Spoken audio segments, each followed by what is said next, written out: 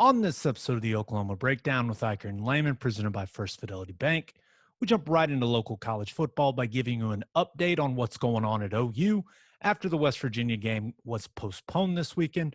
We also recap the shootout between Oklahoma State and Texas Tech. In the National College Football Roundup, we recap some of the marquee games of the weekend, including Iowa State, Texas, and the Iron Bowl, and we bring you the latest college football news. We give you our winners and losers of the weekend and wet the beak with Tuesday night football between the Ravens and Steelers. To finish up, Thunder training camp starts Tuesday, so we talk some basketball. Yeah, a little FGTB in Keepin It Local. Please download and subscribe to the podcast, rate it 5 stars, and write us a good review. Follow the show on Twitter, Instagram, Facebook, and YouTube. Just search Oklahoma Breakdown on any of those, and you'll find us. All right? Our man Michael Hosty will kick this thing off. It's time for the Oklahoma Breakdown.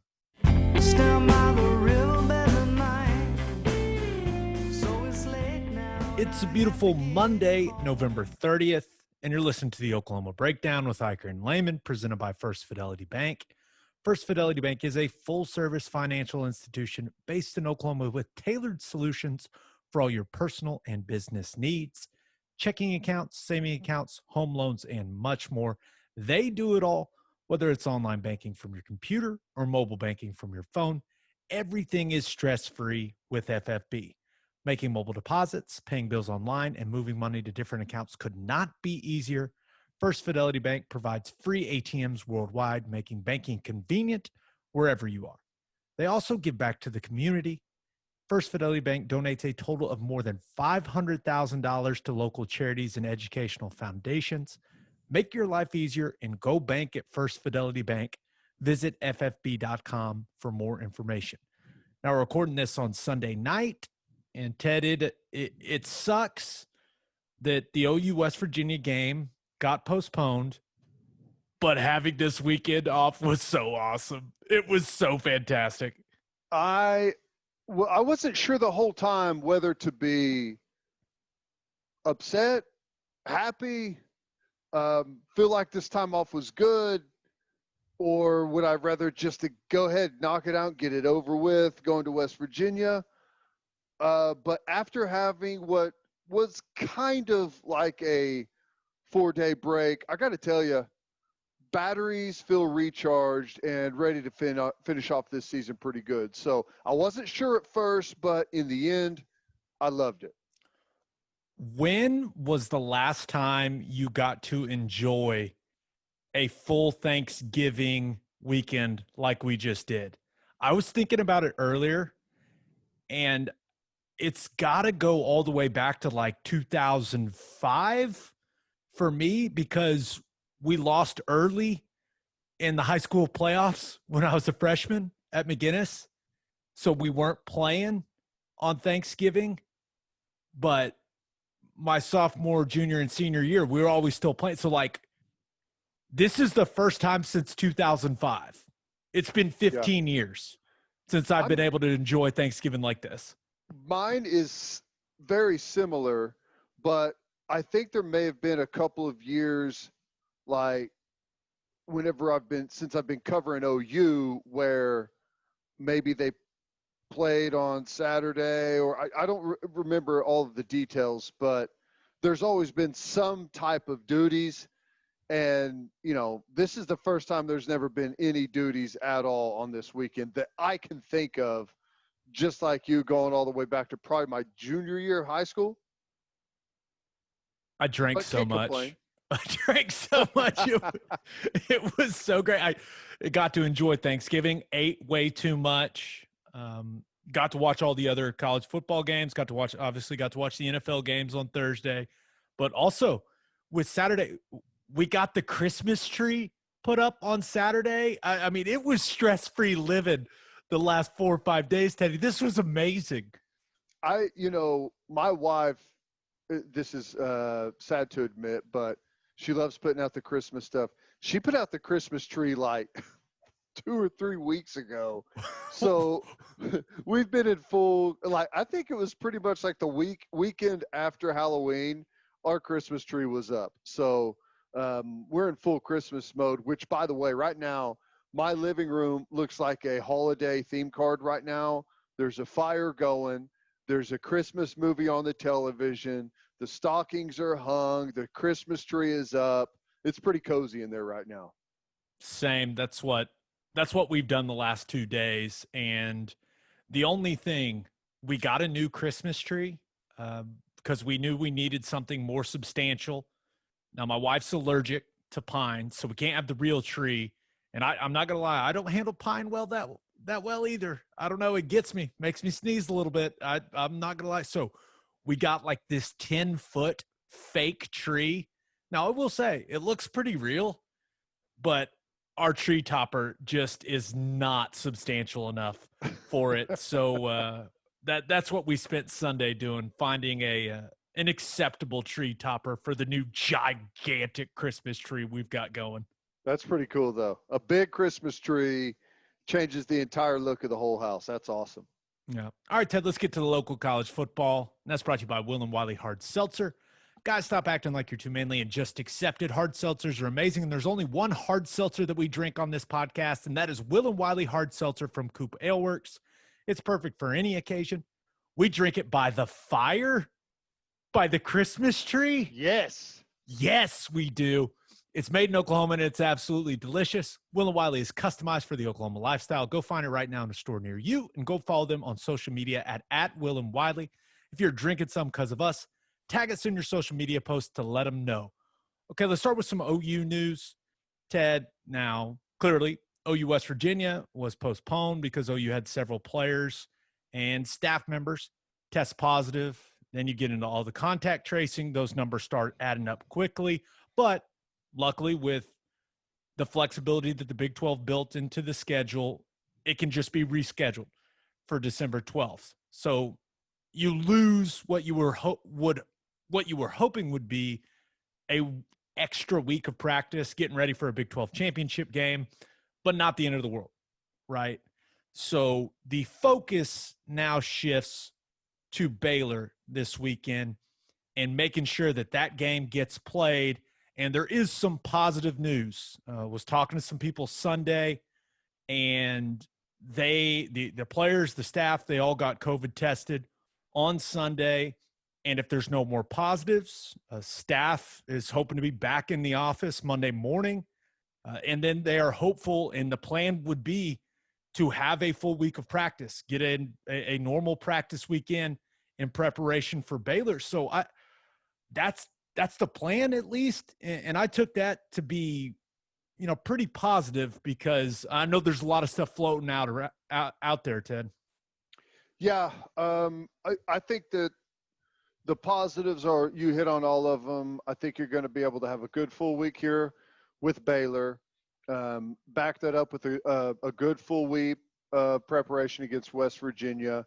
The one thing that it does help is, obviously, well, in my opinion anyways, the West Virginia game is by far the more difficult of your two remaining games. So a little bit of extra time helps you get Stogner back for that matchup, and helps you get possibly Trajan Bridges back. Just a guess. Who knows if he's going to be back or not, but gives you a little bit more time for that whole situation to play itself out. So those are the positives, I would say.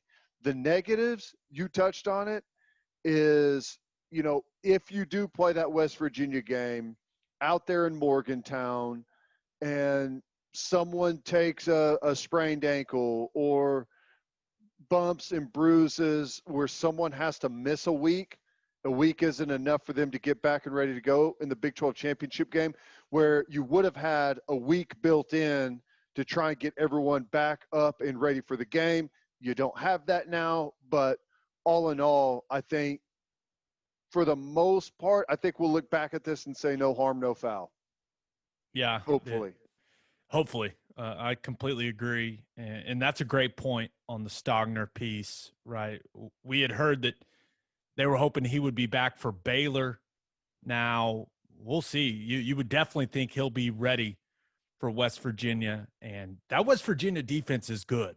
They're going to need all their weapons, because that is a tough physical group on the defensive side of the ball for the Mountaineers. But, yeah, I can't wait. Ted, you excited for a nice trip to Morgantown in the middle of Well, December? That should be fun. Should be nice and toasty. it was going to be chilly, or I guess cold, whenever we went this weekend. I was just, messing around. And nothing's guaranteed, but was looking at the forecast over the next week. It's brutal in Morgantown. So Damn hopefully it. they get it out of the way this week, and the following week there's some clear stuff that comes in, because it was like 25 degrees and snowing and raining, and it was pretty bad. So hopefully it's cleared up by the time we go out there. Come on, Mother Nature. Help us out. Throw us a bone. It's going to be so damn cold for that game. It's going to Which, be I mean, awful. our game this week's going to be pretty cold too. This is the latest I can remember a game being played in at Owen Field in Norman. I could be wrong on that. Someone will probably correct the record on that. But playing in December on Owen Field is pretty rare. And if the Big 12 would go ahead and give us a game time, What's up with that? Are people getting worried? I mean, I don't know. A bunch of people have asked me why they haven't put the game times out, and the answer is I have no idea. I mean, I really don't. Sunday afternoon, right? Yeah. And it makes you wonder if there's virus things going on at other schools or something. I don't know. So yeah, they may just be waiting to get a total picture as to what they think is and is not going to happen before they start allocating games. I don't know. You still think that they would still set times? At least give an initial schedule of times and then leave it open to maybe having to change some throughout the week. But yeah, I don't know. Strange. Yeah. So did they not give any times on any games? I haven't seen any. Huh. Wow. Now, maybe they'll come Monday and we'll look like idiots right now at this portion of the podcast, which is fine. I mean, we've done it before. That happens. But yeah, I'm looking at it all right now. ESPN app, every single Big 12 game, TBD.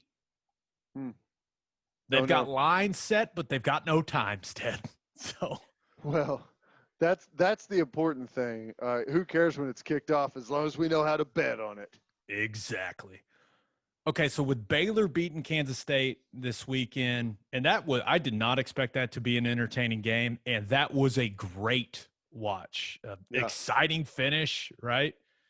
Charlie Brewer doing his damn thing, setting up John, your body is a Wonderland Mares for the game winner. How about that guy? What a kick. But so as far as I understand it, the crazy tiebreaker scenario that could have kept OU out of the Big 12 championship game no longer exists. That scenario is dead. If Oklahoma beats Baylor and West Virginia, they will play in the Big 12 championship game in Arlington. Now, it seems like it'll be against Iowa State, but that also is not a done deal yet. It's likely, but Iowa State still has some work to do or still has to get some quote-unquote help, right, from, I believe, Oklahoma State. But the path to a sixth straight Big 12 championship for the Oklahoma Sooners is clear now, Ted. I mean, they can see it. The path is there.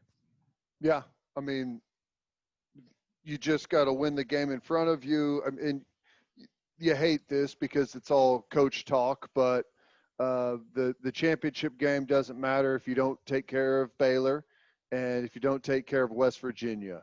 And those coaches, those players, they're focused on Baylor 100%. We get to talk about the championship game and what might happen, but as long as this team stays focused, I don't think there's any doubt that they'll end up there. I think they're obviously a much better football team than Baylor, and assuming you have all hands on deck going out to Morgantown, you feel really good about that one too. West Virginia is a tough, scrappy football team. There is no doubt about it. But if we play the way we're capable of, we should win that game. And then there's your matchup against Iowa State, which in the grand scheme of things, I wouldn't have known how I felt about this until now, but the ability to avenge one of those losses at least says to the College Football Playoff Committee that we are a totally different team right now than we are when we played them in Ames. Not only are we playing better, but we've got different guys. Like, we got different stars. We didn't have Ronnie Perkins. We didn't have Ramondre Stevenson. And maybe by that time, we didn't have Trajan Bridges. So I do think that the way it all sets up right now is looking pretty good for Oklahoma. Now, we've talked about it. I was like, okay, Big 12, you can just forget about the college football playoff.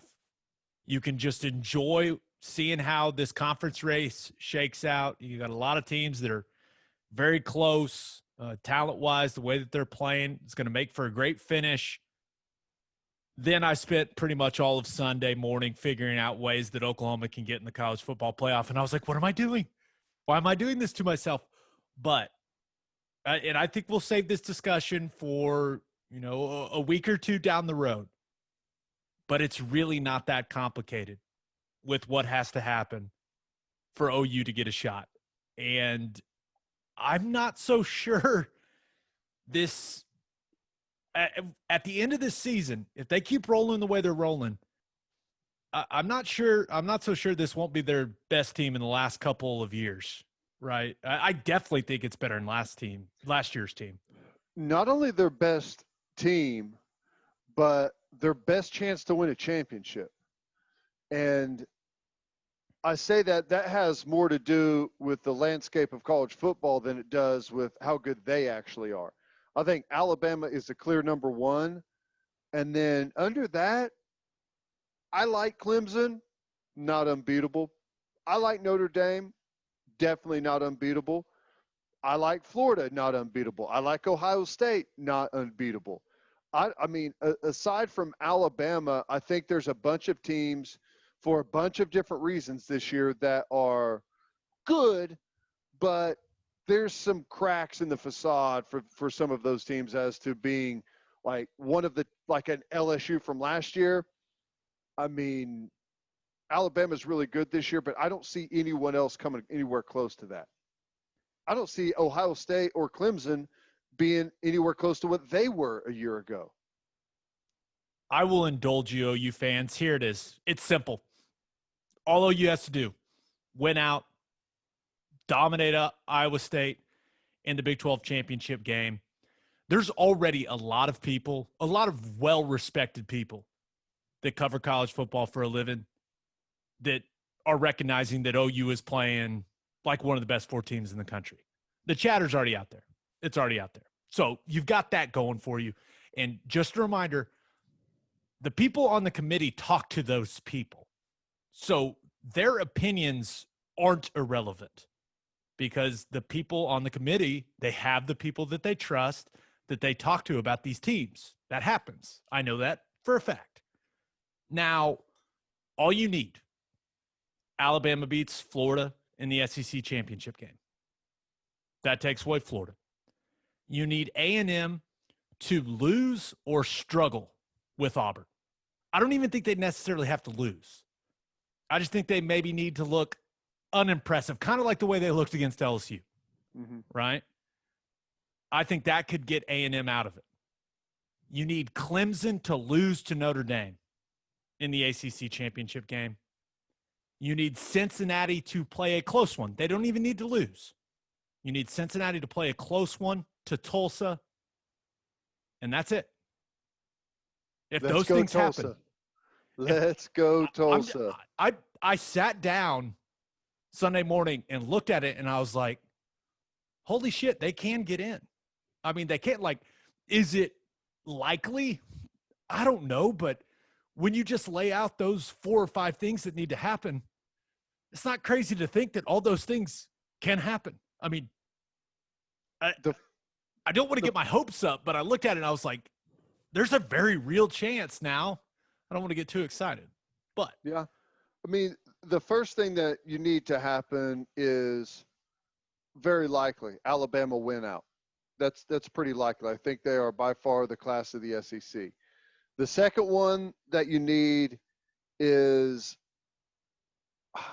a little bit more of an ask, Notre Dame to win out and beat Clemson. That's the one thing that you have to have that can be incredibly difficult. And depending on how Oklahoma looks down the stretch, I mean, and some people may say this is stupid, and it probably is, but I don't know. I don't necessarily know that if Notre Dame loses to Clemson in the ACC championship, that the ACC just automatically gets 2 teams in. I'm not necessarily sure about that, because if we keep playing the way that we have, and you've got Notre Dame sitting there, just lost to Clemson, depending on what that game looks like, obviously, but I'm not completely convinced that if Clemson beats Notre Dame that our ship is sunk. Okay, I'm with you there. But it's just a lot easier if Notre Dame beats Clemson. A lot easier. That changes everything. That would be – so I was thinking about it. I was like, you know what? I almost went to Notre Dame. They were my second choice. I can root for them for a couple games. Let's go Irish. Come on. Let's roll. Come on, Ian Book. I mean, they're a fun team to watch. They've played some good football. They've obviously already beat them once this year. Now the circumstances were totally different, and that's not something that you just toss away and say, well, they beat them. This is going to be a different Clemson team whenever they see them the second time around. So, but it's not out of the realm of possibility. And somebody out there may be going, what about BYU? What about BYU? The committee already told us how they feel. Now, maybe they get someone scheduled. I don't know, but we already know how they feel about BYU. They were at 14 for a reason. They missed their opportunity to be relevant, in my opinion. So that's all that has to happen. Yeah. Huh. How about that? We just need Tulsa to make sure they're down 14 going into the second half. That's what we need to happen. That's the only way they win. That's exactly what they're going to do. I know it. Can't you see the halftime speech if they're down or if they're like tied or up? Damn it, guys. What are we doing? We're supposed to be down 14. What are you doing? Why are we winning? You're setting us up for failure. That's so stupid. All right, Ted, let's move on to Call Your Shot. It's brought to you by Rock and Roll Tequila. Rock and Roll Tequila is the ultra-premium tequila that hits all the right notes. It's won all kinds of awards for its superior taste and smooth finish. To find a store that has it, visit rockandrolltequila.com or check out their Instagram, Twitter, or Facebook. This stuff is fantastic. If you don't want to take my word for it, maybe you'll listen to this guy. This is Coach Bob Stoops. When you're a college football coach, it's important to have an eye for talent. The same holds true when choosing your tequila. When I tried Rock and Roll, I liked it so much, I decided to become a partner in this Oklahoma-owned company. Crafted in the highlands of Jalisco, Mexico, the smooth taste of Rock and Roll's triple distilled platinum, our añejo called Cristalino, and the incredible premium quality mango tequila are awesome. Our defiantly unique guitar-shaped bottles make it easy to find, and you'll love the ultra-premium quality and taste. No excuses. Make Rock and Roll your game day tequila. Tastefully rebellious, start the party with Rock and Roll. And we asked you for your boldest takeaway in college football from this weekend, and this one comes from Boomer1990. Nice. At John_Boomer1990 on Twitter. It says, 1, Tom Herman is done at Texas. Gary Patterson will be the next head coach. 2, A&M is not an elite team and not number 5. 3, Bama is superior to everyone else. And 4, Ohio State should not get into the college football playoff. That's a lot there from our friend John. But love the hot takes, though. I mean, he's bringing it. He's definitely bringing it. Okay, so let's just go through them one by one. I agree. I think Tom Herman's time at Texas will be coming to an end shortly. I agree. Do not agree with Gary Patterson being the next coach. Absolutely not. There's no chance in hell. I'll tell you, if they get anyone other than Urban Meyer, I don't think it's going to change anything. I don't think it's going to change. I think that the natural couple of names that are going to be thrown in there, like a Matt Campbell's name's going to come up, and I don't know that he would go within the conference. This gentleman threw in Gary Patterson. I definitely know that wouldn't happen. But Matt Campbell is the exact scenario as Shaka Smart. Shaka Smart takes over VCU, gets a bunch of underappreciated players to play out of their skull, do it with consistency, do it with toughness, with grit, with defense, and just play out of their mind. We got to have this guy comes into Texas where they've recruited really well in basketball. A bunch of big names have come through there. A bunch of draft picks have come through there, and they've done jack squat. It does not work. That mentality will not work at Texas. And you can bring in a bunch of different guys. You can bring in PJ Fleck to row the boat. You can bring in, throw out the next guy. But there has to be someone whose ego is so big and they are so psychotic that they don't care what the administration says. They don't care what the big donors say. They don't care what the recruits say. And the only person with an ego that big is Urban Meyer. And that's what he does. He is brutal as a head coach, brutal on everyone, on his staff, on the players. I mean, on himself and his own personal health. Yeah, he is brutal, and they have to have someone that is that psychotic to take over that job, or it's just going to be the same exact thing over and over. Yeah. Or man, John said A&M is not an elite team and not number 5. I don't think they're an elite team, but who else should be at number 5? I mean, they beat Florida. They got more talent than Cincinnati, BYU. I mean, who else should it be? I think they deserve to be number 5. However, I agree they're not an elite team. Bama is definitely superior to everyone else. And I disagree with Ohio State should not get into the CFP. If they get to play some games, they'll be able to play their way into it. But that seems to be up in the air there in Columbus. They're having their issues, Ted. Yeah, they are. I don't know. It's been such a roller coaster for them. It's not shocking that they're not playing fantastic football. So we'll just have to wait and see with Ohio State. They'll have an opportunity to earn their way.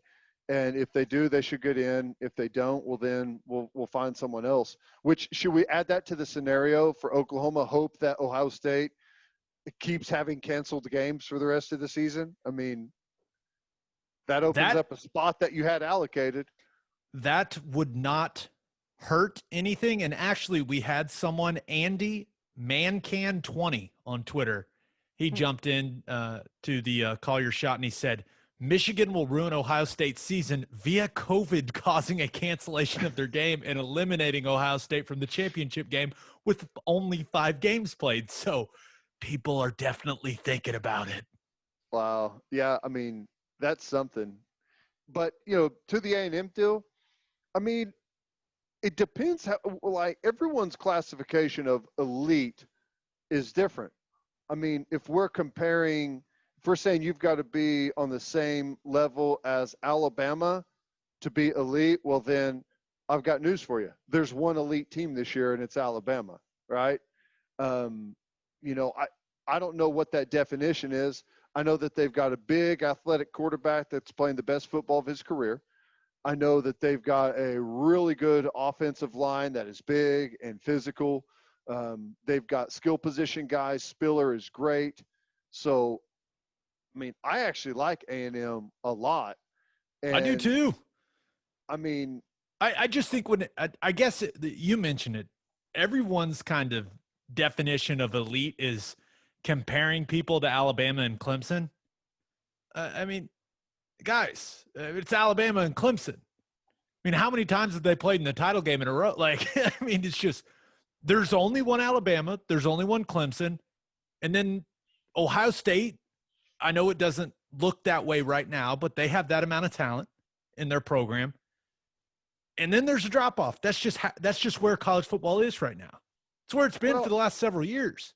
I mean, the way to look at it for me is if I go to the rankings and I'm going down through the list, you know, I would probably take A&M. They already beat Florida. I'd take A&M in a matchup against Cincinnati, against BYU, against Miami, against Indiana, against Georgia. I'd take them in a matchup over Iowa State, most likely.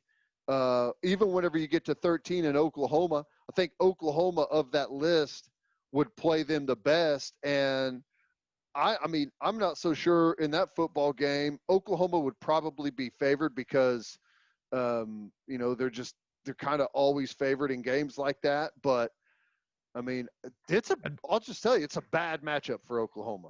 That would be a hell of a football game. And yes, I have a feeling all the defensive line movement would get washed by what I believe some people are calling the Maroon Goons. That offensive line that. from A&M, pretty good. A&M and Notre Dame, who's better? Man, Notre Dame. I think Notre Dame's defense is better. I really like the Notre Dame defense. I'm not going to lie. I like that defensive line. I think they're extremely talented. But Notre Dame, with those two offensive linemen out in that game this weekend against North Carolina, like they're going to have some issues if they don't get that stuff ironed out. And we'll get to that in our game recaps. But I would love to see that game. I think that'd be a hell of a football game, Notre Dame A&M. Sign me up. I think Ian Book and Kellen Mond are kind of similar in a sense that I think they're both athletic. They can move around, but I wouldn't label either one of those guys as elite passers, right? I mean, I think Mac Jones is a better passer. I think Trevor Lawrence obviously is a better passer. I think Trask is a better passer. I think Rattler. I think a bunch of the high-end guys are better, like pure passers than both Kellen Mond and Ian Book. Yeah, definitely agree. Okay, one more local college football thing before we move on to National College Football Roundup. Oklahoma State and Texas Tech went full-on Old Big 12 in a 50-44 thriller. It was a lot of fun to watch. Maybe not as much fun for Oklahoma State fans, but I enjoyed the hell out of it. Now for the Cowboys, no Chuba Hubbard, no LD Brown, so they turned to Desmond Jackson, and he was awesome. I mean, it was awesome, and except for people that bet on Oklahoma State to cover that 12.5. Wow. He made a decision there at the end of that game that probably made some of those people upset. But we've seen more of that this year than I think we ever have. I completely agree. Like we see it like every week now in multiple games. It's like Gurley scored that touchdown, and now it's like people are practicing it. It's annoying. I mean, just score a touchdown. You've got to be able to trust that one of the lowest percentage plays in football is not going to happen. I mean, I don't know, but it's cost more people more money this year than any other year, probably all the other years combined. But on the flip side, it's earned more people more money this year than any other year combined, right? There's no doubt. Now, in that game, Tylan Wallace, he was a beast per usual, but Ted, that Oklahoma State defense that we liked a lot early in the season, they gave up some huge plays in this game to Tech. Ezukama had several big catches. SaRodorick Thompson, the Xavier White kid had that long touchdown run. I mean, just explosive plays in the pass game and the run game. That third quarter, oh my God, that third quarter of this game was one of the most entertaining third quarters, one of the most entertaining quarters in general I've ever seen. But it does have to be a little alarming for Oklahoma State fans and for that staff that when you look at what happened in that game defensively for them, they gave up all those huge plays, but they did have a pick six. Special teams, they returned a surprise onside kick for a touchdown. They forced a safety on defense, and this was still somehow a close football game. This game was insane. It was insane, and I thought it was fascinating. I just a little while ago, I heard some of Gundy's Zoom post-game press conference, and he said it was like a heavyweight title fight to where you're going to take a shot. You just got to keep delivering shots back, and hopefully whenever the final bell rings, you're ahead. I was like, boy, we've got a long way from winning the Big 12 championship this year, going to the college football playoff, to being in a heavyweight title fight against Texas Tech, like the, I don't know, 8th, 7th team in the Big 12 standings right now. That's their heavyweight title fight late in November. Yeah, I think that was a poor choice of analogy from our man Mike Gundy. I heard that too, and I was like, Texas Tech's not a heavyweight. They're not supposed to be in the same weight class as you. Yeah, I think it was more. I would have classified it as the women's tennis match, where you just got to hope that you can break serve at some point, and get the points on your side and close the thing out. It was tennis match, not heavyweight title fight. Agreed. Which, by the way, we don't have to get into heavyweight title fights because. Did you watch the Tyson Roy Jones Jr.? I didn't. I was sitting there, I had my finger on the button to buy it, and I was just like, there's some good stuff on here. I'll just watch the highlights or whatever later. And I still haven't seen the highlights, but judging by the commentary, it sounds like it was a good non-purchase. Now, the actual boxing highlights, I don't know a ton about boxing. There was some good stuff. I mean, okay. Mike Tyson did some stuff. You were like, nice. But the one thing you definitely missed, Snoop Dogg on the commentary. Dude, what I tell you, it was some of the funniest shit I've ever heard. Like, he kept saying that it was like his uncles fighting at the barbecue, and it was Snoop Dogg won that fight. Quote, yeah, when I saw that quote, I was like, "Oh God, I guess this was horrible." I'm glad I didn't tune in, but that's funny. I can imagine that it was pretty good if he was doing the entire commentary. That's funny. Yeah, the boxing match was ruled a draw, but there was one clear winner, and it was Snoop Dogg because he was hilarious. Love it. All right, Ted, let's move on to the National College Football Roundup. That's brought to you by Insurica. Do you own a business? If you do, you need Insurica in your life. Insurica is one of the country's largest insurance brokers with 30 offices throughout Oklahoma, Texas, and the Southwest. Insurica is able to customize programs by accessing the latest information from many insurance carriers. They compare and contrast coverage offerings and pricing in order to design a cost-effective, comprehensive program to meet your business's specific needs.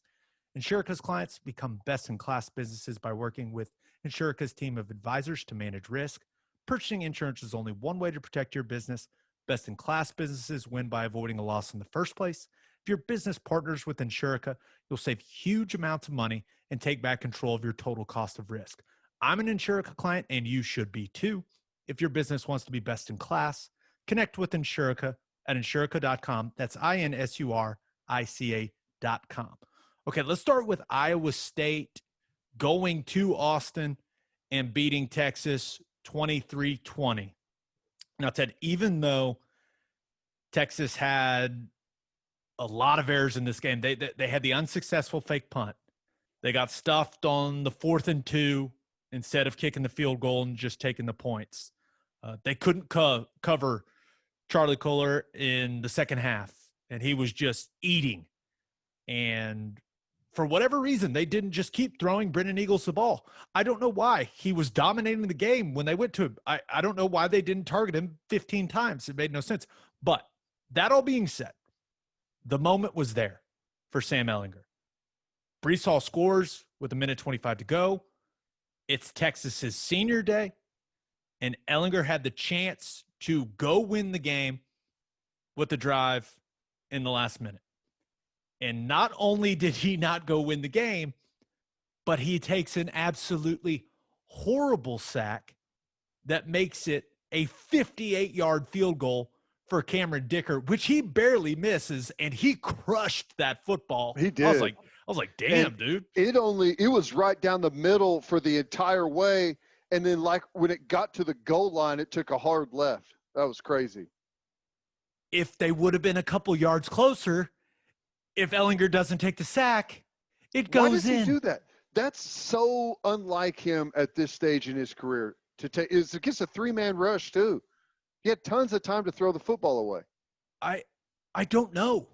I don't have an answer for you, but, I mean, Texas was in control a lot of this game and just had a ton of errors in the fourth quarter. I mean, clock management errors. Tom Herman made some interesting decisions.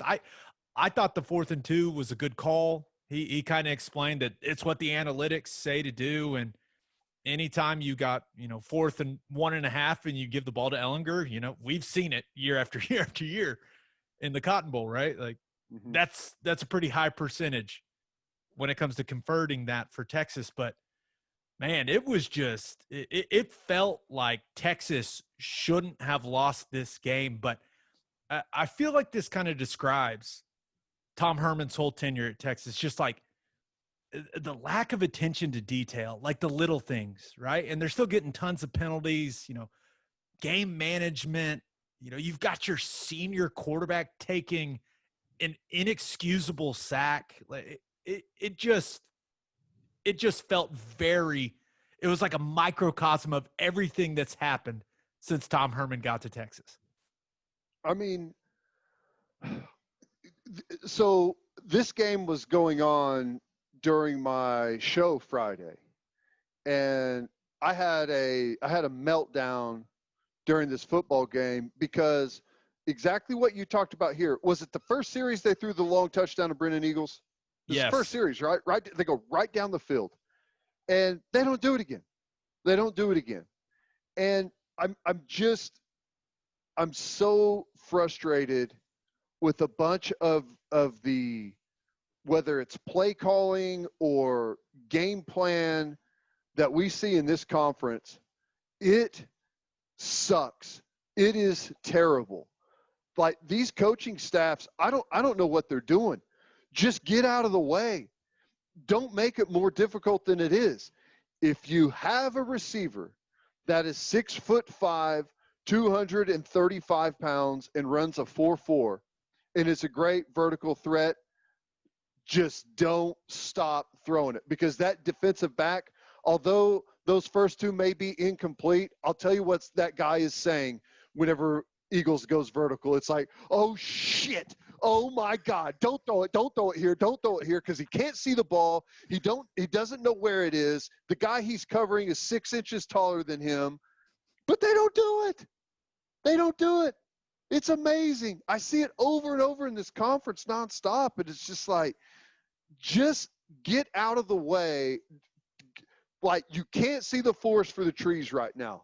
Take a step back and look at your team and say, who are the 2, 3, or 4 guys we need to give the football to? And let's just find easy ways to do that. It doesn't seem that difficult to me. Yeah, Brennan Eagles, 5 catches, 142 yards. Only got the ball 5 times. Only got that guy the ball 5 times. Makes no sense. Makes absolutely no sense. Don't know. And how many of those yards came on that first play? Yeah, that long one, 65? I believe it was like 60. Yeah.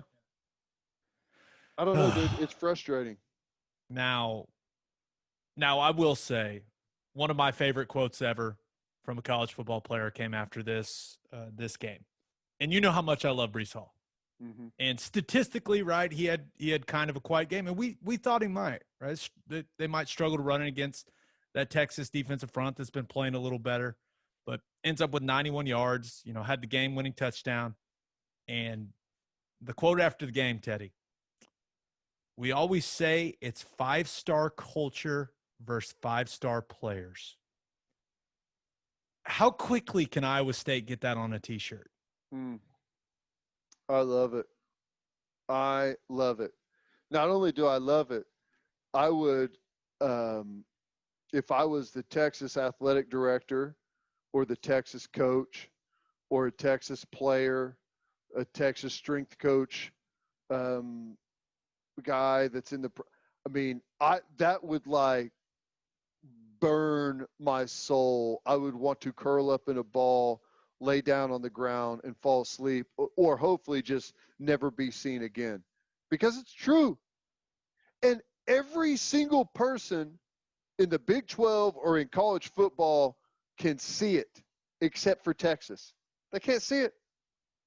They can't see it, and they never will, unless they hire a psychotic person like Urban Meyer, and he'll show it to them. But outside of that, nah, they got it. They got the handle on things. This is why I think, you know, if they get rid of Tom Herman, if you don't have Urban Meyer, be careful what you wish for, man, because I know that, and I've been fighting this battle since I picked up a radio headset, but I know in Austin they think that the Texas job is the best job in all of football. I think that job sucks. I think it's a horrible job. I think everyone around you is going to help you fail. The expectations are way better or way higher than what they should be. I think that job sucks. I think it's terrible. And if you look at their last couple of head coaching searches, I think that would tell you exactly that. Yeah, I mean, you got to go back just a couple of years. Like, Tom Herman was the guy. Like, everyone wanted Tom Herman. Remember, he could have gone to LSU, chose Texas instead. So, I don't know if they don't get Urban Meyer, like, who's the next guy?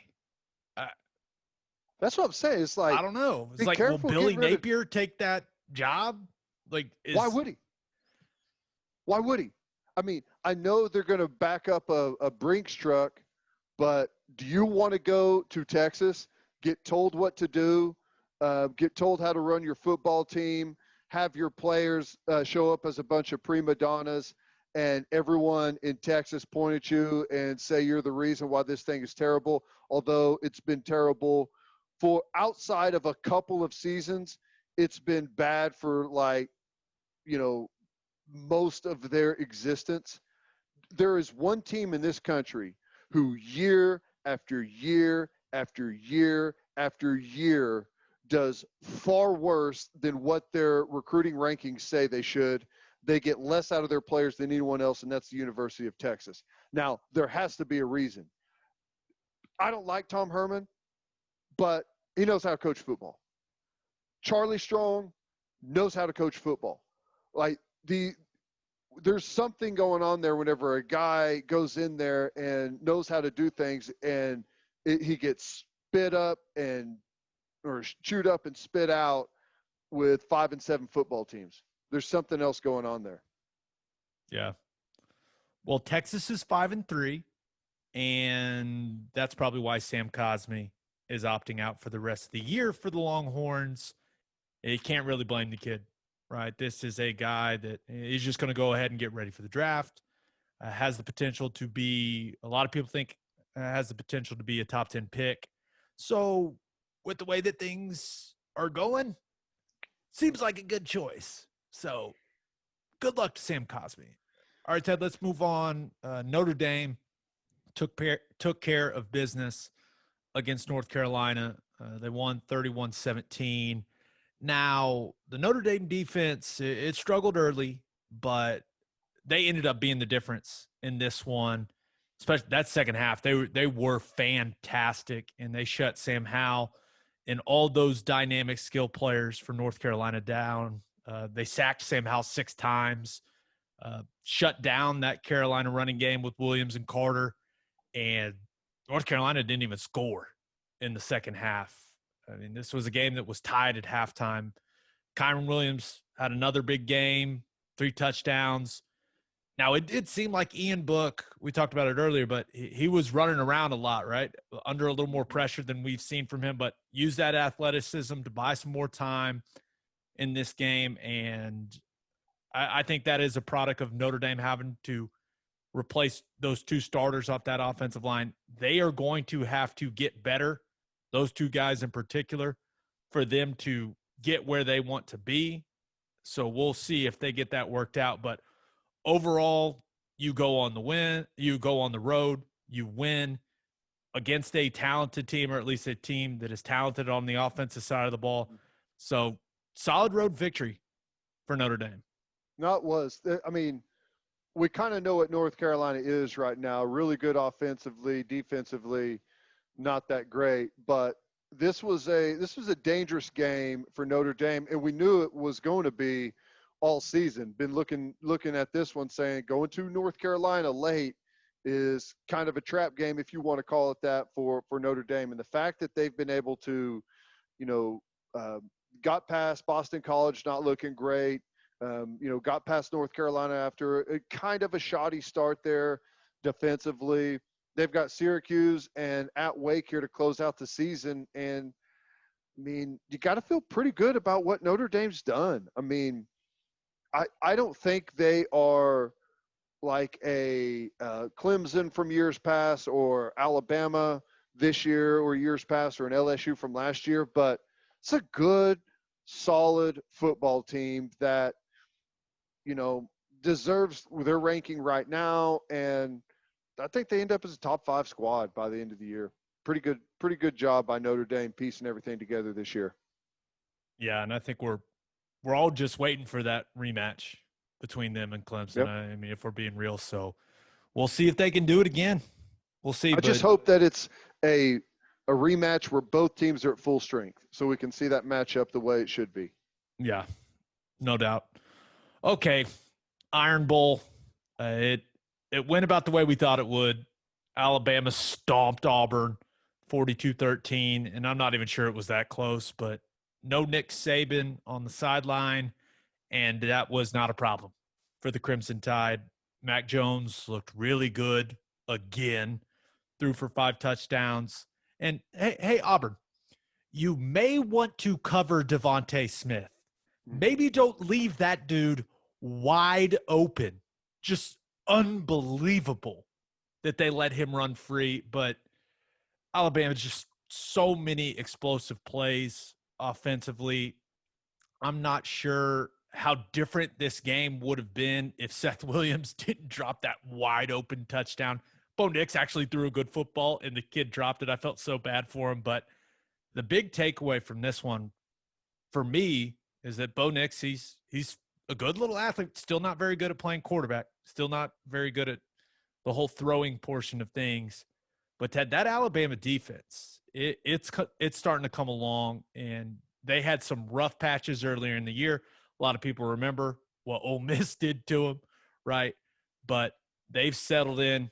They've got so much damn talent, and we're starting to see some of these young guys from Bama make some big plays. And you saw the Malachi Moore kid got another interception, and that kid, you can tell already he's going to be, the next great there in the Bama secondary. But this team just looks better than everyone else. I don't know if there's a better way to say it. They just look better. They look better physically. They're playing cleaner. They're explosive offensively. They're physical defensively. They look great. I don't know what else to say about them. They do.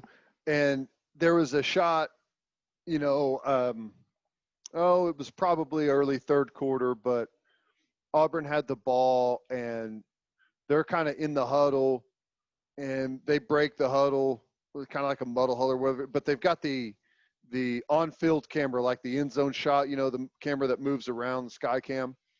And it's just kind of right there behind the huddle looking towards the Alabama defense. And Alabama, all their guys are just standing there. Like, no one has their hands on their hips. No one's like walking around. There's no frantic, like, trying to get the call in.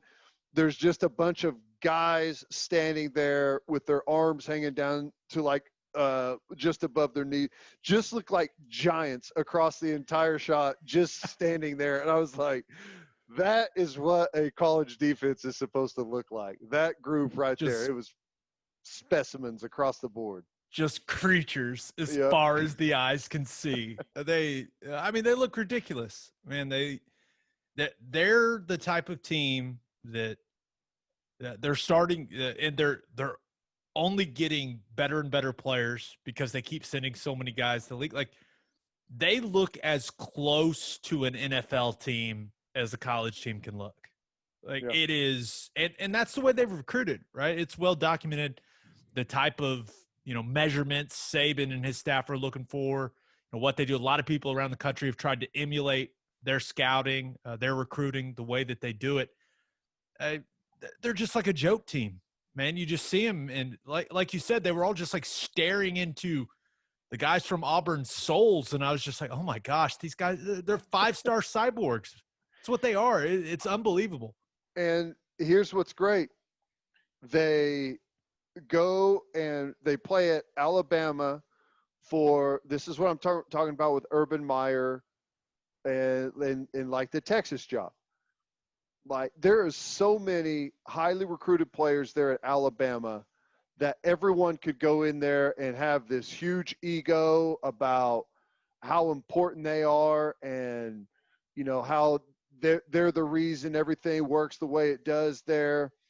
But that's what I thought was awesome about that shot is like, there is no ego. There's nothing but football. Like you don't go to Alabama to be a superstar. Alabama is NFL boot camp.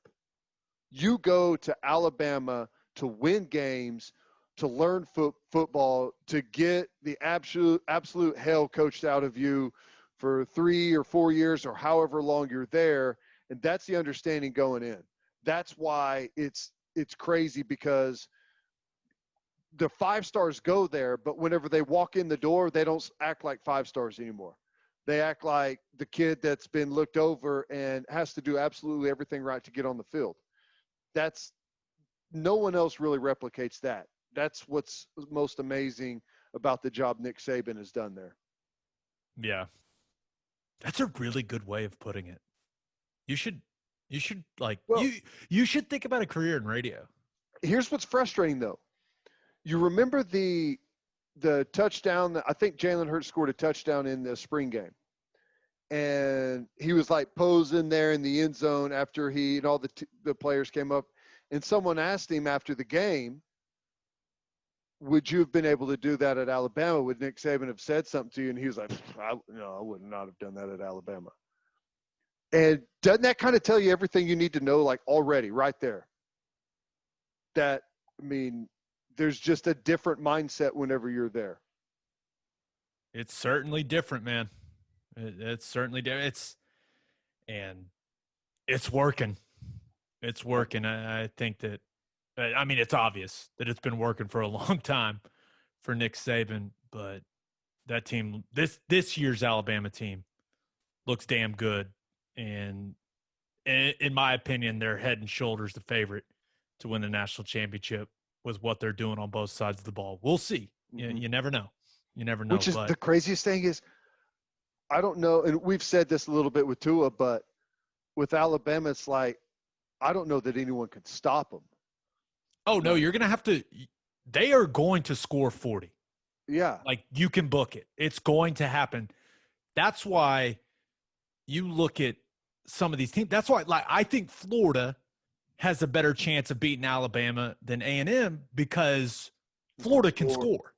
Mm-hmm. Like, Trask is going to spread it around. Kyle Pitts is going to make some plays. Like, they can score. Like, you can't beat this team if you can't score a lot. That's why I don't think Notre Dame can beat Alabama because they can't hang with them if it just turns into a shootout. Well, and you watched Ian Book. We were talking about how he was running around that North Carolina game.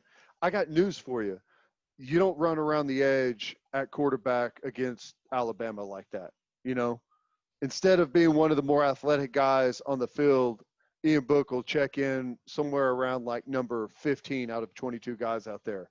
You know what I'm saying? So you don't just scramble and get the corner against them. Even Kyler found that out whenever we played him in 18. Right. Just 5-star robots. They're fun to watch, though. They play some damn good football. A couple pieces of college football news. Ted, I don't know if you saw this, but Sarah Fuller became the first woman to play in a Power 5 college football game. And a lot of OU fans saw what she did, and they were like, if only we could have had that in the first half against Georgia in the Rose Bowl. That's what a squib kick is supposed to be like. Sarah Fuller, boom. Guy doesn't even return it, just lays on it. A perfectly executed squib kick. Now, kind of unfortunate she didn't get a chance to attempt a field goal or even an extra point because Vandy's offense was so bad in that game. But still, I mean, my wife was all into this. She was showing me updates of what was going on in that game. I was like, I do not care about Vanderbilt, Missouri. No one cares about that game. But I was wrong. A lot of people, this was kind of something that went outside of all of us that are college football fanatics, right? This is stuff that's going to be talked about on talk shows and all those things. And that's good for the sport. I thought it was really cool, but that didn't save Derek Mason from getting fired on Sunday because they still haven't won a game. And even the positive press of having Sarah Fuller play for them on Saturday couldn't save our man Derek Mason. He has been fired by Vanderbilt, and that's a different job. We'll see who the candidates that emerge are for that one, but it was still cool. It was cool. It was fun to talk about, fun to see. It was cool. Now, I'm not going to give you much opinion here because a little foreshadowing here. This could be either a winner or a loser for me. Okay, well then that's next. We'll just move on to the next piece of news. I don't want you to ruin it. I'm not going to ruin it. One more piece of news. Buffalo running back Jarrett Patterson. He tied the FBS record by scoring not one, not two. Where's the LeBron James clip when I need it? Not three, not four, not five. He scored eight touchdowns, Teddy. Now, I don't know about you, but I know a lot of OU fans were worried about Samaje Perine's record in this game, the 427. But luckily, the coaching staff didn't know how many yards he had. They didn't even know how many touchdowns he had. So they kind of took him out of the game, which was perfect because Jarrett Patterson ended up 18 yards short of Samaje Perine's single-game record. But Jarrett Patterson ends with 409 yards rushing, 8 touchdowns. That's a pretty solid day. Yeah, I mean, I've played in some games where thing is over and you're just out there playing defense. Like, there becomes a time where it's all about saving face, right? And you're not going to win the football game.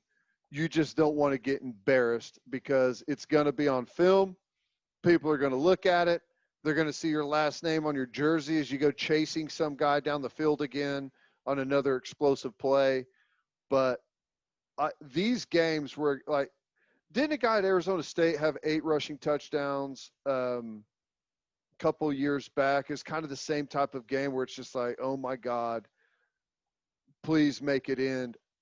That's got to be the worst feeling ever as a defensive player because they're running it on you. It's not like, sometimes you in a passing game where someone throws like that, you come out of the game, you sit down in your locker. It's like, did we even play a football game? I'm not even tired. I don't have any stains on my jersey. I didn't get hit at all. But when someone's running the ball on you for over 400 yards, you feel it. That is the ultimate adding insult to injury there whenever you put up that type of numbers on a defense. Shocking. It's they kept cutting away to it, and I was just like, oh my gosh, is this kid tired? He's got to be tired. It's just a lot of running in general, but it was pretty cool. It wasn't the best slate of games, so for the Sarah Fuller thing to happen for Vanderbilt, for this to happen for Buffalo's Jarrett Patterson, kind of added some fun to the weekend slate there in college football. All right, Ted, let's get to our segments. Let's start with winners and losers of the weekend. And Teddy's winners and losers are brought to you by Advanced Weight Loss Clinic of Sand Springs. They'll help you execute a realistic and achievable weight loss plan designed for you and only you. They've got all kinds of treatments for men and women. They're licensed and trained experts combine diet and exercise with hormone therapies to maximize your results. If you're struggling with low libido or low energy, Advanced Weight Loss Clinic of Sand Springs can help with that too. They also offer Botox and fillers. To get on the path to losing weight, call 918-241-LOSE or visit their Facebook page. If you mention the podcast, you will get a free fat burner injection. All right, Ted, who do you have as your winner of the weekend? Well, for my winner, I've got to go to Kyle Trask. I mean, Gabe, whenever this season started off, I said that, I don't know how good Florida's going to be. Kyle Trask, to me, is just okay, just another quarterback. But he has been amazing and is probably going to win the Heisman Trophy, right? Or at least he probably should. He's got 34 touchdowns on the season right now to only 3 interceptions. Here's what he's done his last 3 games. 12 touchdowns, 0 interceptions, and he's averaging about somewhere around 330 a game in those 3 games.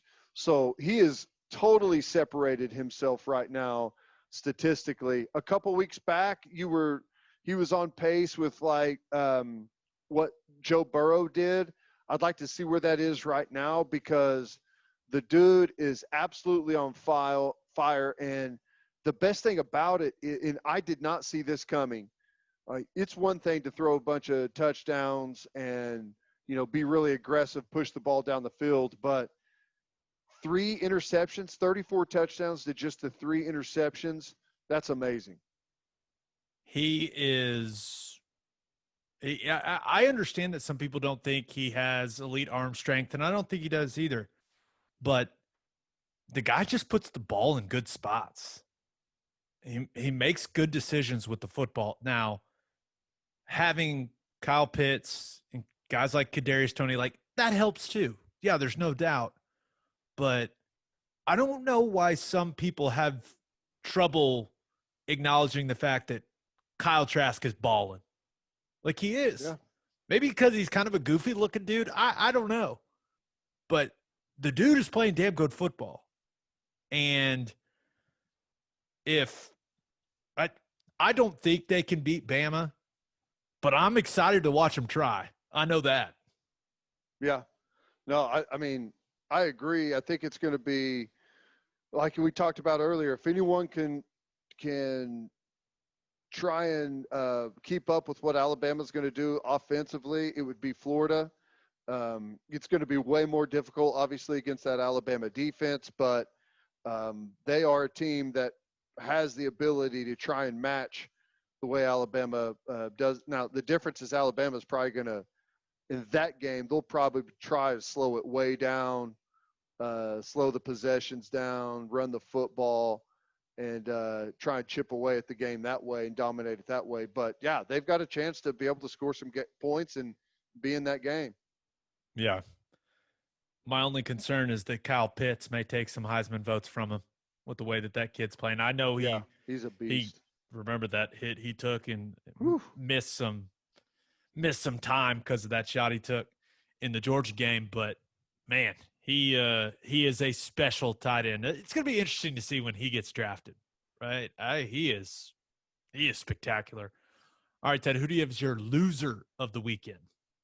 Vanderbilt. Now, we talked about this with the Sarah Fuller thing. Now, I know what you're thinking, Gabe. I'm not going the direction you're thinking. So I read an article that said at halftime of this game, Sarah Fuller stands up and basically calls out the Vanderbilt football team. Like, this atmosphere is not what it should be. Whenever we're making plays out there, you have to be up on the sideline. Whenever someone makes a bad play, a mistake, you've got to go over there and bring them up, bring that person up.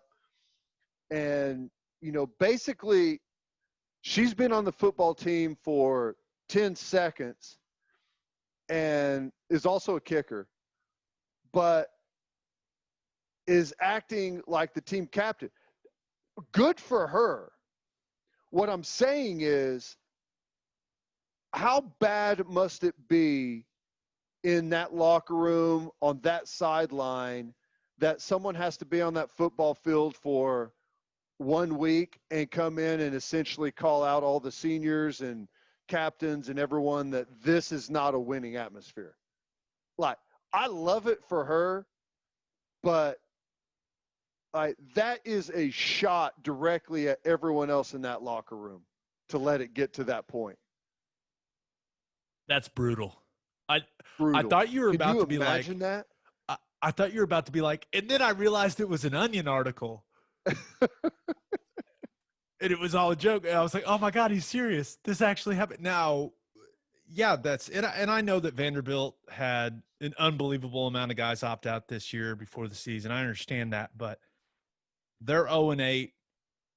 They're awful.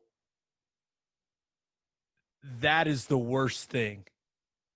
I mean, that's the worst thing possible that gets out there. I mean, that is a detriment. It's an indictment on everyone on that team and Right. everyone involved with it. That's shocking. I wonder if anybody was like, hey, Sarah, we appreciate the help with the kicking, but please shut up. You've been here for like 2 days. Oh my God. I mean, she was the only one that did anything positive. Like they said, hey, we want you to squib it here. She squibbed it right there. It worked perfectly. The rest of that team, I mean, it was a terrible performance. I can't believe I actually watched some of that game, but I was hoping like, hey, maybe they'll get in field goal range. Maybe they'll score a touchdown, get to witness a little history, right? See, False. and I was like so baffled by it that I was like, oh God, we have to talk about this. But now you've honestly got me feeling like it was an Onion article or something. So I'm going to have to chase it down just to make sure. I hope it is, because it would be hilarious either way. But if it was an Onion article created for one person for me. Like they knew like that would go, because you know how I feel about kickers to begin with. And that sent me over the top. I was like a kicker that hasn't been on the team for a week. And like, it doesn't even matter. She's a woman. Like, still, the kickers are kickers. I don't care. Like, there should never be a time, no matter how long they've been there, that a kicker should have to step up and say anything. Normally, if a kicker, let's be real. Normally, if a kicker was to stand up and to say something like that in a locker room, you would tell them to shut the fuck up. Like, that's how it works. Like, no kicker would ever do that because kickers know their role. Right. So maybe that was it. And I will give her credit, right? I know. Is she, and what? I think Vanderbilt soccer won the SEC for the first time. So, like, yeah, I mean, she's like, I mean, she's a legitimate soccer player on a legitimate soccer team.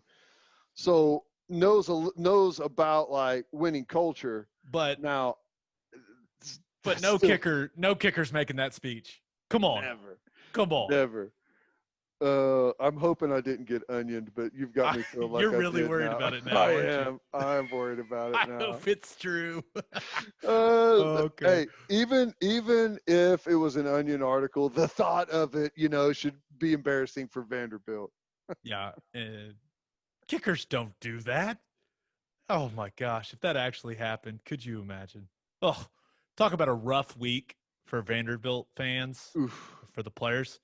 You haven't won a game, and your failures as a team just broadcast all across the country because Sarah Fuller kicked for you. So now everyone knows. Like, Vanderbilt being terrible at football, it kind of can fly under the radar, right? There's a lot more things to talk about in the college football world than Vanderbilt sucking at football, but not when this happens. Now everyone's talking about Vanderbilt, and every single article about it is like, fly under the radar. Now every single article or piece on TV done about it, it's like, despite the team being god awful, Sarah Fuller did her job. Like, it's just like, oh, now everyone, even people that don't follow college football, know you suck now. That's rough. You think that was like the actual goal all along? Like, guys, we're horrible, but nobody notices and nobody cares. How can we draw the attention to everyone to take a look and say, wait, oh my God, they're horrible.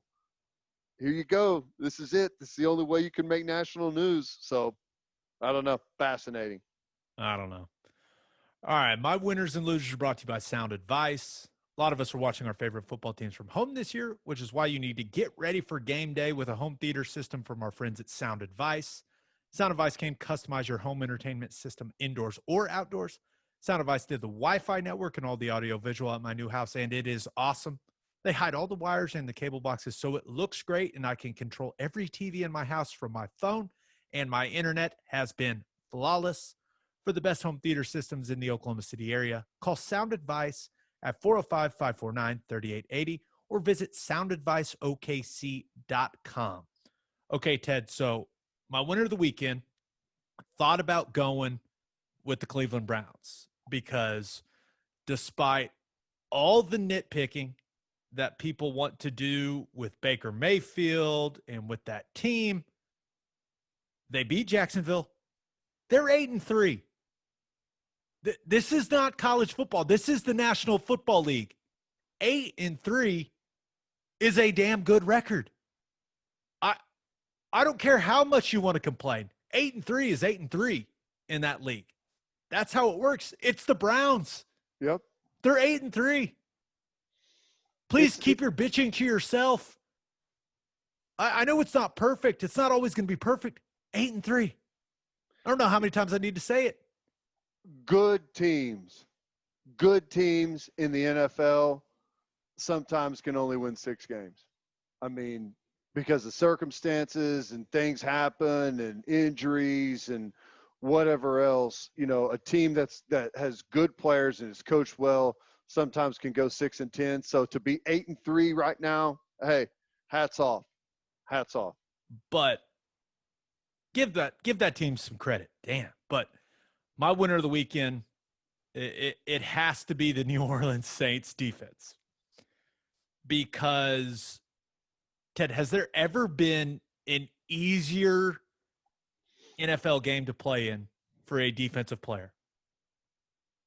None of the Broncos quarterbacks could play because they didn't follow the mask policies. The NFL wanted to punish them.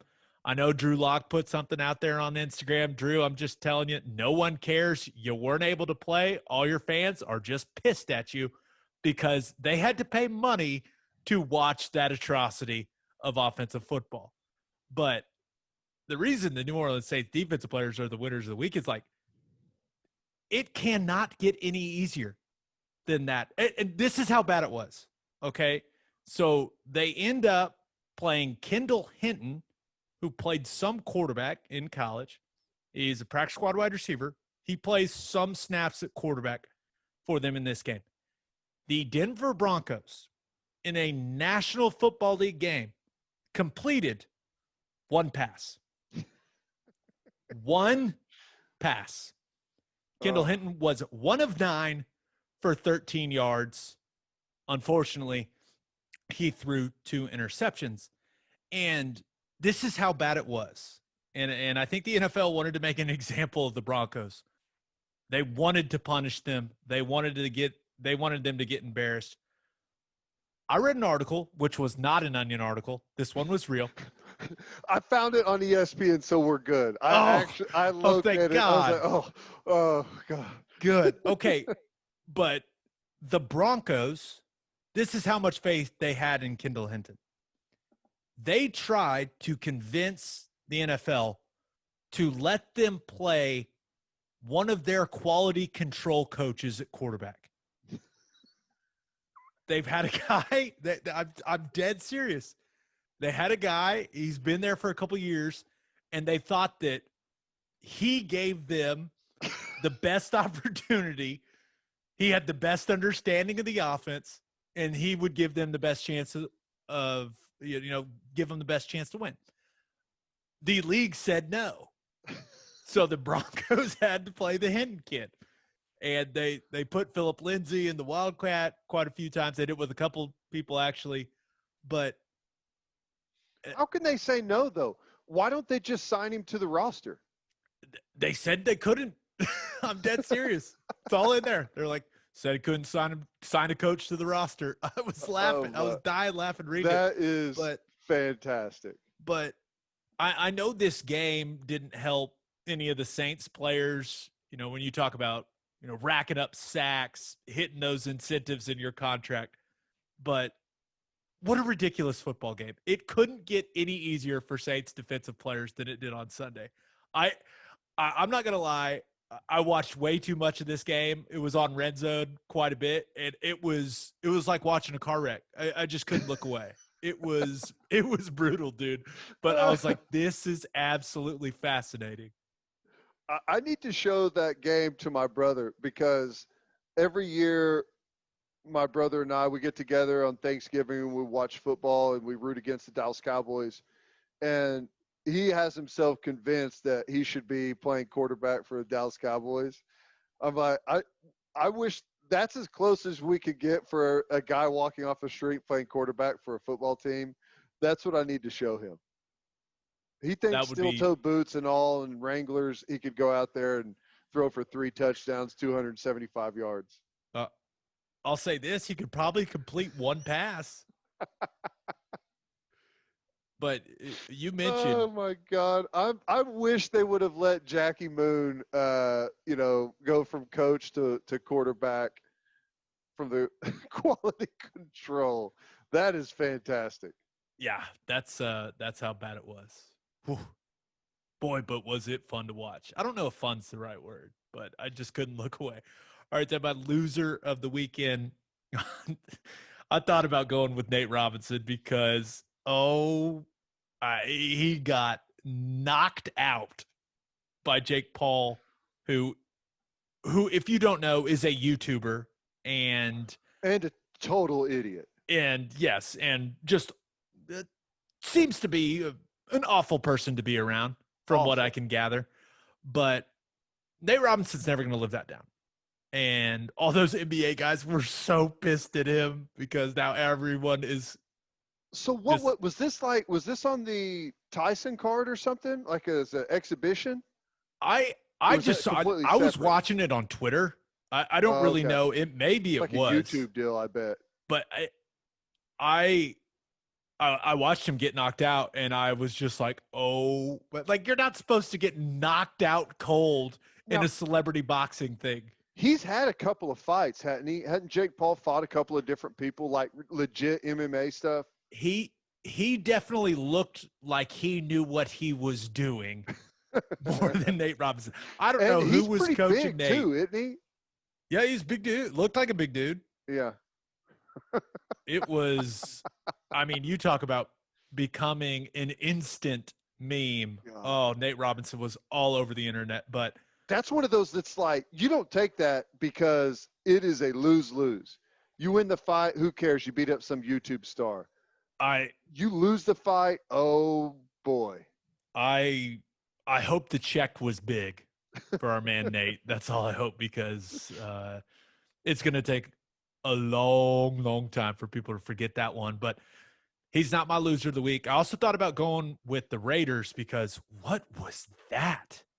They just got drilled by the Falcons, and but my loser of the week, it's got to be the Pac-12 conference, because Oregon loses to Oregon State in what can only be described as a poorly officiated game and an epically bad jersey matchup with all the highlighter that was going on in that football game. They kind of needed it, though, honestly. But I wonder if they saw fog in the forecast and they're like, okay, we're going to have to roll with the highlighters, gang. Like, we're going highlighter on highlighter, because it really did help you see the players through the fog. That's a good point, Teddy. But Oregon loses, and it already felt like Oregon was the Pac-12's only chance for the college football playoff.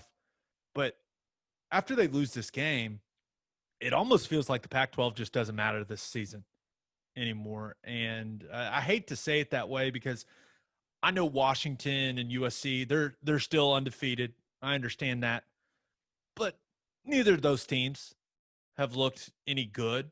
They haven't been impressive at all no one from the Pac-12 is going to make the college football playoff. It doesn't seem like people really even care about what's going on. And some of the people in the Pac-12 itself don't seem to care. Maybe it's just me, but Ted, it feels like Pac-12 football has never felt more insignificant than right now. And I know that's harsh, but that's how it feels.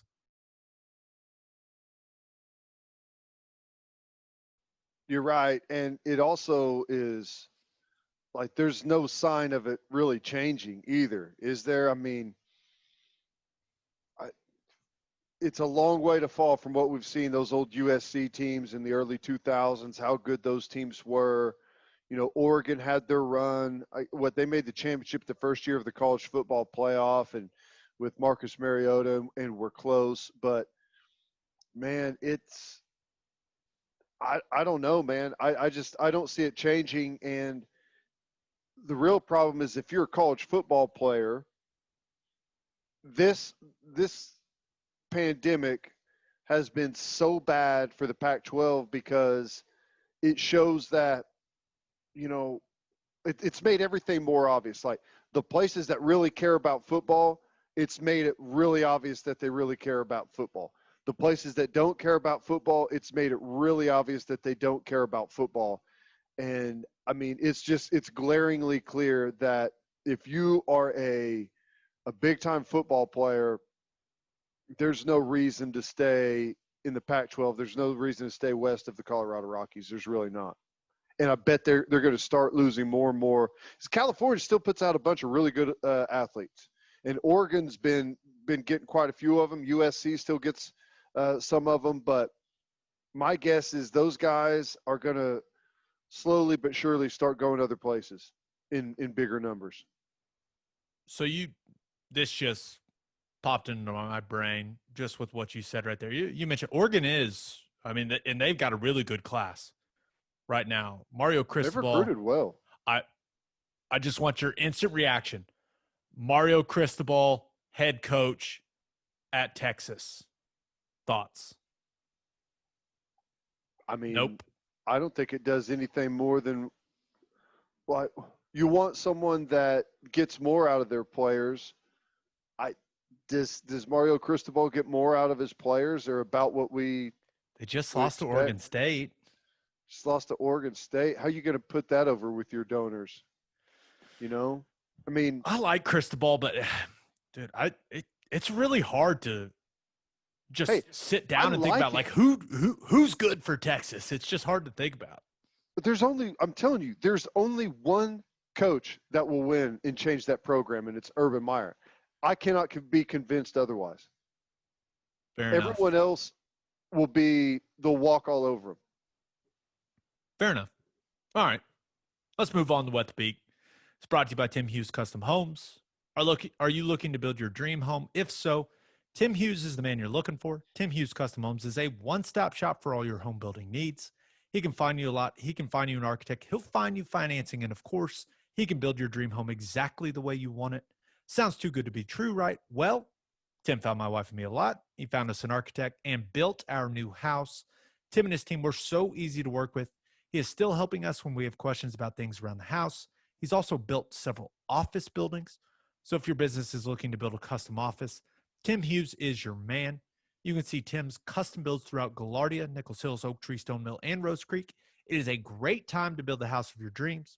For more information and to see Tim's spectacular work, visit his Instagram page at Tim Hughes Custom Homes or visit timhughescustomhomes.com.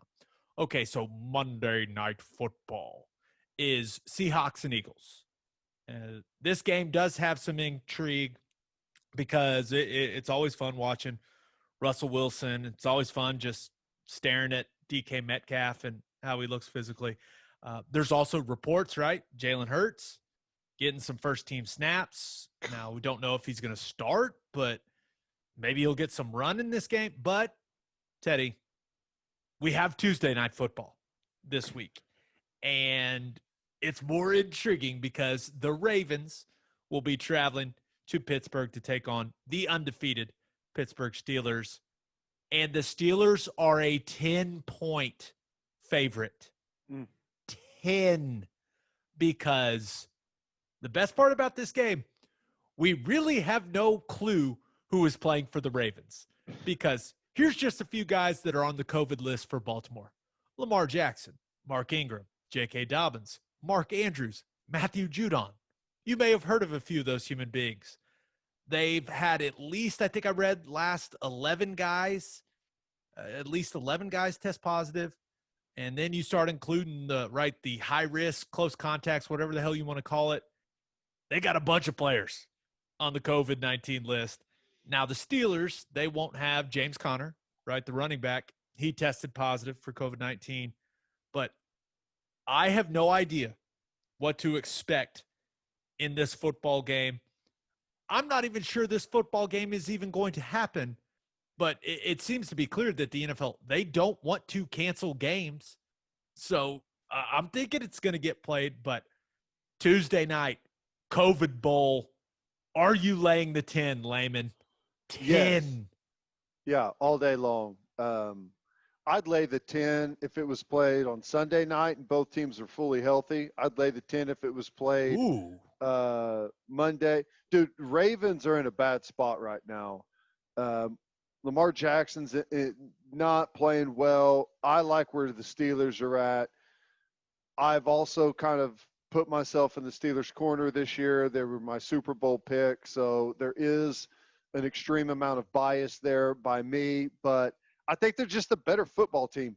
I really like the Steelers' defensive line. That's the whole key for me is what they got going with the defensive line. Roethlisberger's had a good, clean season, nothing dramatic, which that's whenever he's at his best, whenever he's got a good defense, a solid running game. So, yeah, I would. Now, what's your level of confidence that this game actually happens? Because I've got fantasy implications.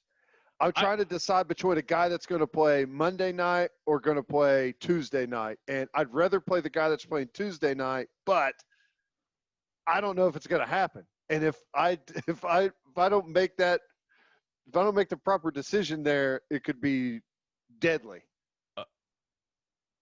We are 12 weeks in, right? It's week 12 in the NFL.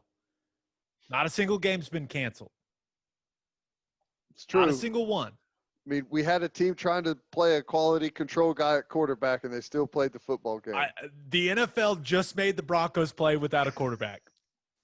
So I feel like the game's going to happen, and we're going to get to see what RG3 at quarterback. The Ravens, they signed Des Bryant to the 53. Yep. So, I mean, this game's going to be so weird. I can't wait, but I'm with you. Lay the 10. Load up on the Steelers. Hey, maybe RG3 has a throwback game, and we're like, hey, look at this guy. But now, is a throwback game a 4-interception game, or is a throwback game a zone read, throwing the ball down the field game? Let's go with rookie year RG3. Okay. Yeah.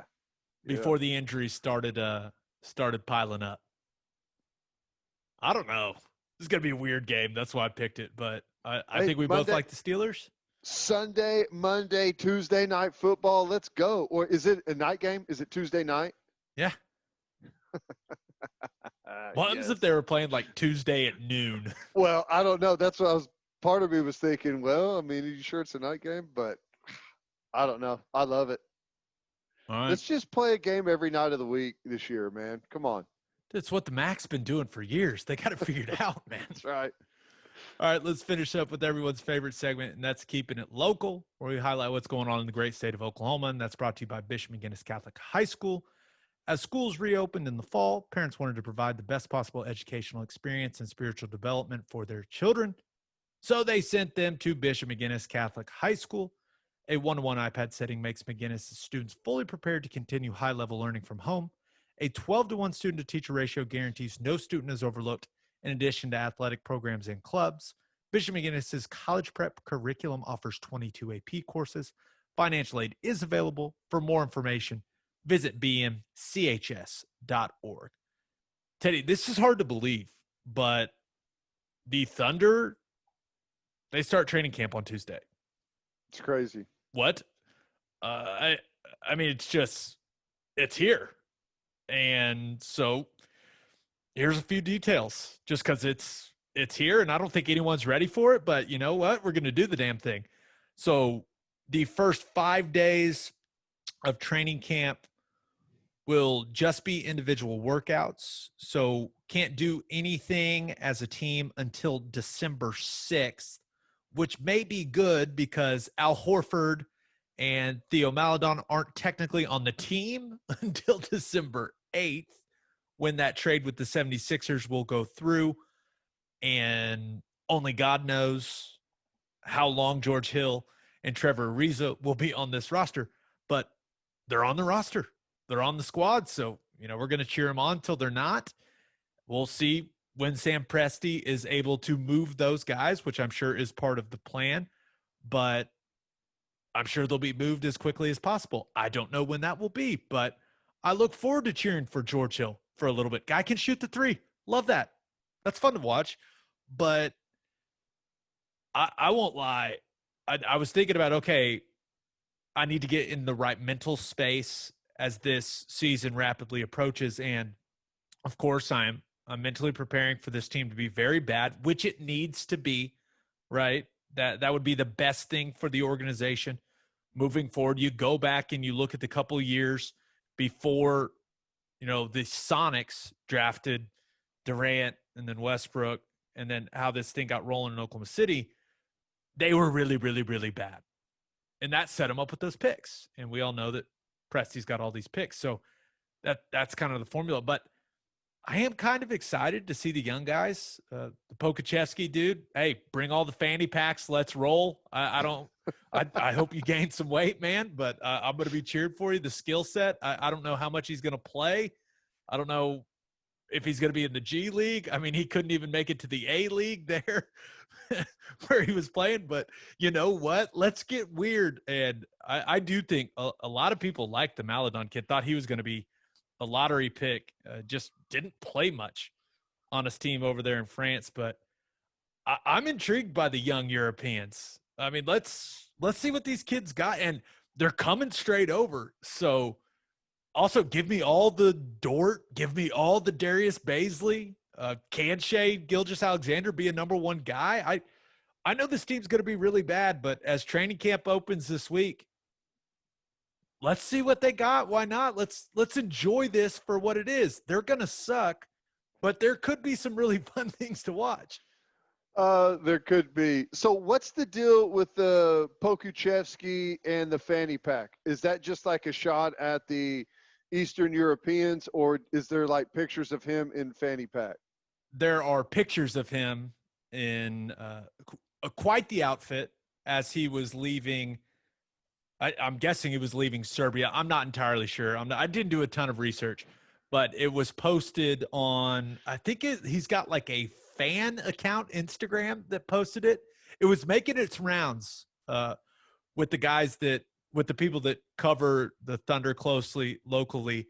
And he was in the airport, bags packed, and he had a fanny pack on. Tie-dye, too. It was, there was tie-dye involved in the outfit, fanny pack. He looks like he's going to fit in when it comes to the style of the team. Shea gets a little funky with the style. Baisley, he's got some style to him. These guys are all learning from Westbrook, right? So, Wow. I feel bad for the fanny pack. I mean, the level of convenience is through the roof. It's probably the most convenient thing you could ever have, but it's doomed to never be worn because of the 80s and early 90s. So feel bad for it.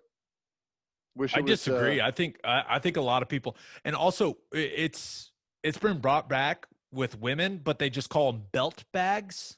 My wife has one and wears it across, and you could call it whatever you want. You call it a belt bag, but there's no way I could ever pull it off. Like a certain person can pull that off, Gabe. If I walked in wearing a fanny pack, what would you say? I would think you were hiding a gun.